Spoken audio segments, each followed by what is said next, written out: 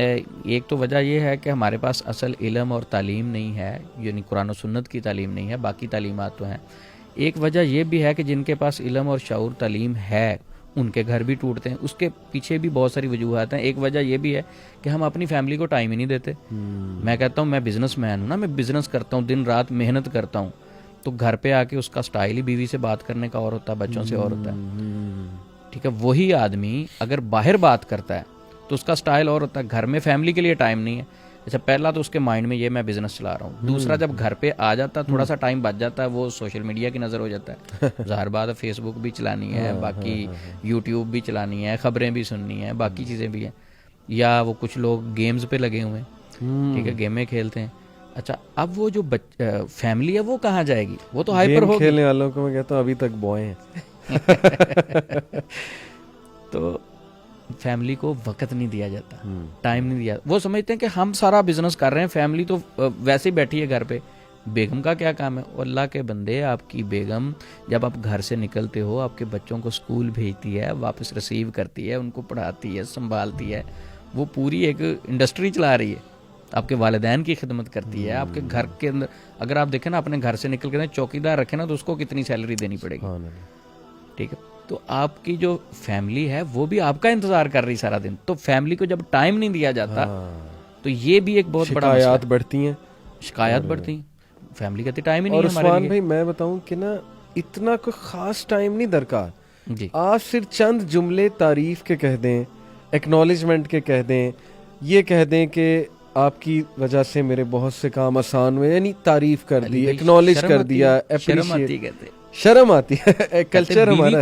اب میں شرم کی بات اگر کروں، اگر آپ کسی کو سمجھائیں نا کہ اپنی بیوی کی جناب تعریف کیا کریں، مثلا کپڑے پہنے آپ ان کی تعریف کر دیں، کیا بات ہے، یہ وہ تو کہتے ہیں چوڑ ہو جائے گی، ہاں کہتے ہیں وہ تو سر پہ چڑھ جائے گی۔ اچھا، دوسرا وہ کہتے ہیں اگر ہم تعریف کریں گے کہ آپ بہت اچھی لگ رہی ہیں بیوی کی، تو وہ ہمیں نا شرم آتی ہے عثمان بھائی۔ اچھا، میں دوسرا پہلو دکھاتا ہوں۔ اب اسی بھائی کی آپ ڈیوٹی کسی مارٹ پہ لگا دیں جہاں اس نے جاب کرنی ہے، یا کسی بھی ایسی جگہ پہ جاب کرے گا جہاں اس نے عام آڈینس کو سروس دینی ہے۔ اب وہاں ایک خاتون آئے گی، یہی بھائی صاحب ان کا سٹائل بدل جائے گا، جاب پہ ہے نا، سیلری لے ایسے ہی اس کا سٹائل ہوگا، جی میڈم، اچھا میڈم نہیں بھی ہنس رہی تو یہ ہنس کے باتیں، میڈم یہ چیز پرچیز کریں گے، خریدیں گے آپ؟ اچھا میڈم چائے منگوائیں آپ کے لیے، میڈم پلیز بیٹھیں، میڈم یہ چیز آپ کے لیے منگوائیں۔ میں حیران ہوتا ہوں کہ چند پیسے اس سے پروفٹ آ جائے گا نا جو چیز بیچنی ہے اس خاتون کو، اب چند ٹکوں کے لیے، چند پیسوں کے لیے اس خاتون کو ہنس کے تو بلا سکتے ہیں۔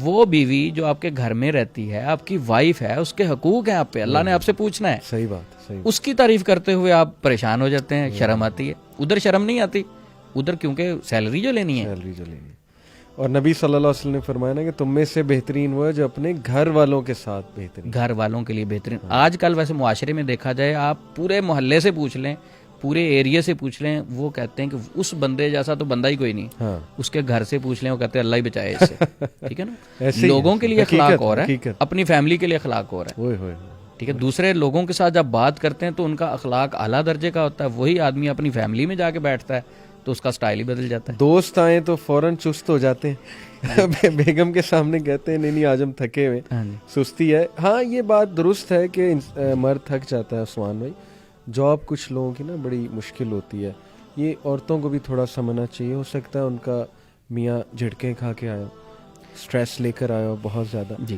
تو ایک دم سے میں سمجھتا ہوں کہ شکایات نہیں سامنے رکھنی چاہیے، ایکسپیکٹیشن اتنی نہیں کرنی چاہیے، جی، depending on their job nature. لیکن مردوں کو بھی یہ سوچنا چاہیے کہ اس بیچاری کو کیا پتا کہ بھائی میں وہاں جھٹکے کھا کے آیا ہوں یا تھک کر آیا ہوں، آپ تھوڑا بتا دیں، آگاہ کر دیں، اپنی کمیونیکیشن بہتر کریں، آپ اس کا ہاتھ پکڑیں، پیار سے سمجھائیں اپنی بیوی کو کہ دیکھو میری یہ جاب ہے، میں جان کے ایسا نہیں کرتا، میں جب آتا ہوں میں ذرا تھکا ہوتا ہوں، میں چاہتا ہوں بچوں کے ساتھ ٹائم سپینڈ کروں، جتنا میری کوشش ہوتی ہے میں کرنے کی کوشش کرتا ہوں۔ جتنی عثمان بھائی میں سمجھتا ہوں کمیونیکیشن بہتر ہوگی نا میاں بیوی کی، اتنے معاملات بہتر چلیں گے۔ مسئلہ کمیونیکیشن ہی نہیں ہے، وہ آگے سے شکایت کرتی ہوں، جھڑک دیتا ہے، آف ہو جاتا ہے، ناراض ہو کے چلا جاتا ہے، روب جماتا ہے کہ تم کون ہوتی ہے مجھ پہ شکایت کرنے والی، اس سے وہی آپ کے والی بات ہے، معاملات بگڑتے ہیں اور طلاق تک جو ہے واللہ اس کا اپوزٹ پہلو بھی ہے کہ کچھ مرد اتنے شریف ہوتے ہیں وہ بیچارے، ان کے ساتھ ایسے معاملات ہو رہے ہیں. ہاں بیوی صاحبہ سب سے ہنس کے بات کریں گی.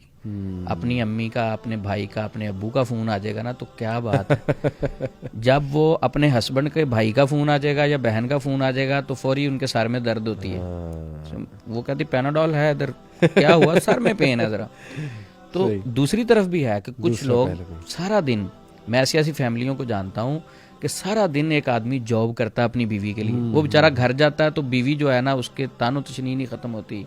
وہ تیری امی نے یہ کر دیا، تیرے بھائی نے یہ کر دیا. شکایات دیکھیں اس بھائی سے اگر شکایت ہے، یعنی اپنے ہسبینڈ سے اسے ہے، اس کو بتائے. دوسرے لوگوں کی شکایات اس نے تو نہیں حل کرنی. ٹھیک ہے وہ گائیڈ وہ کرے گا. شکایات اس کے سامنے رکھنے کا فائدہ کیا ہے جو وہ حل ہی نہیں کر سکتے. جو حل بھی نہیں کچھ چیزیں ایسی ہوتی ہیں عثمان بھائی نہیں حل ہو سکتی، اور وہاں صبر اور بہت سی چیزیں کرنی پڑتی ہیں. اب ایک دوست میرا، اس کا فون آیا تو ان کی وائف بھی کال پہ تھی، کانفرنس کال میں، تو انہوں نے شکایت لگائی کہ ان کی امی نے مجھے یہ کہا. اچھا وہ مجھے بھائی کہتے ہیں ان سے یہ پوچھیں میرے سے کوئی تکلیف ہے؟ کہتی نہیں ان سے کوئی نہیں، ان کی امی نے. کہتا یہ میں امی کا جو حساب تو ان کو نہیں دے سکتا نا.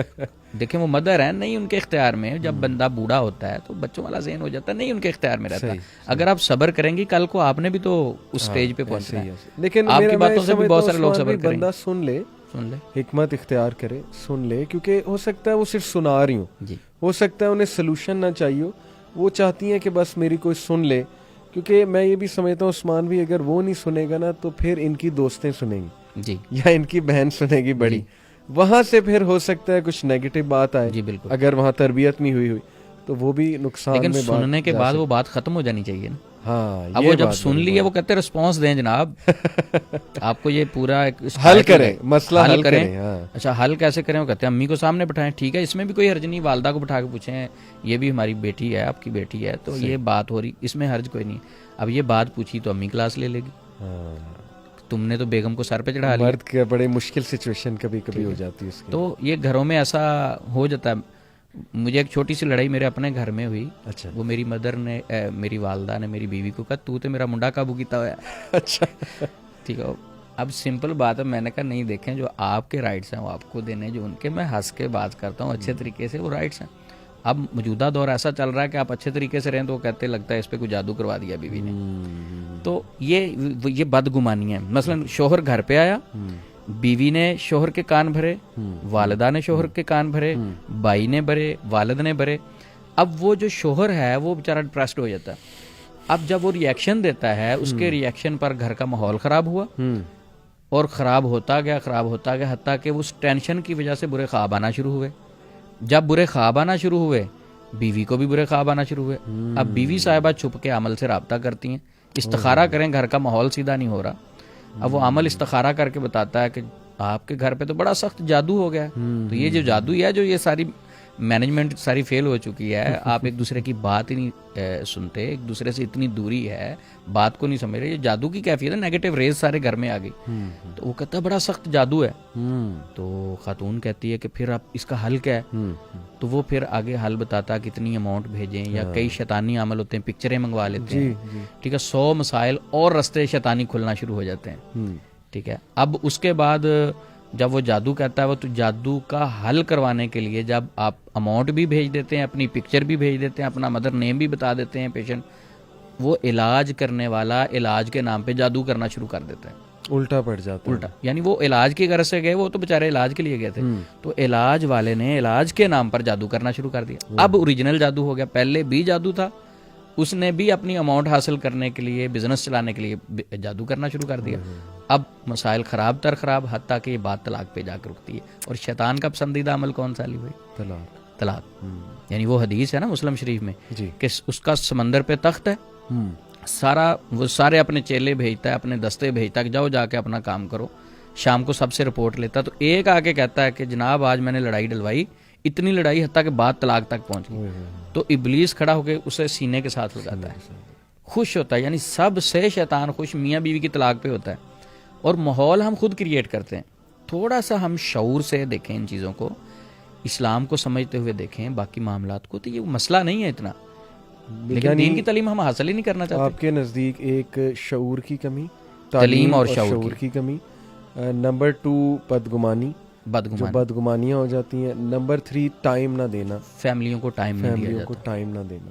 تو یہ بہت بڑے یہ ایشوز ہیں. حتیٰ کہ یہاں سے پھر جب جادو کیا جاتا ہے یعنی وہ عمل جادو کرتا ہے تو وہ عمل کہتا ہے کہ فلاں بندے نے آپ پہ جادو کیا. اب اس سے جب جھگڑا سٹارٹ ہوتا ہے وہاں حسد والی چیزیں بھی ایڈ ہونا شروع ہو جاتی ہیں ساتھ, اور پھر حسد سے